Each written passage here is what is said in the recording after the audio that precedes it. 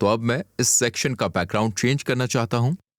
ऐसा करने के लिए आइए यहां पर एडिट सेक्शन पर क्लिक करें और फिर आइए बैकग्राउंड पर चलते हैं। यहां सबसे पहले ट्रैश आइकॉन पर क्लिक करके इस प्रेजेंट इमेज को रिमूव कर दें और फिर मैं जो करने जा रहा हूं वो ये है कि मैं इस सेक्शन के लिए पहले से तैयार की गई एक इमेज को इस एरिया में ड्रैग करूंगा और ये इमेज बैकग्राउंड में इस सेक्शन में अपलोड हो जाएगी। अब क्योंकि मैंने जो इमेज अपलोड की है वो इस सेक्शन की तरह डायमेंशन नहीं है, इसलिए इमेज पूरी तरह से विजिबल यानी दिखाई नहीं दे रही है।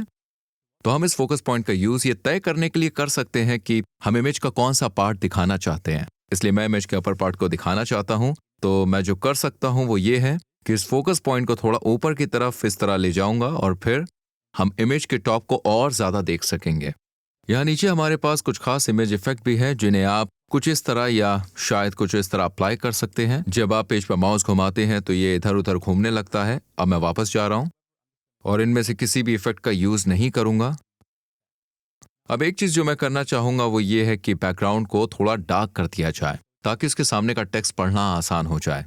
इसलिए जब हम नीचे स्क्रॉल करते हैं तो हम ओवरले ओपेसिटी पर जा सकते हैं और बैकग्राउंड को ज्यादा डार्क या थोड़ा लाइट बनाने के लिए राइट साइड बढ़ा सकते हैं। मैं असल में इसे इस पर सेट करने जा रहा हूं। मुझे लगता है कि 50% अच्छा लगेगा। तो अब हम जानते हैं कि किसी सेक्शन का बैकग्राउंड कैसे चेंज करें।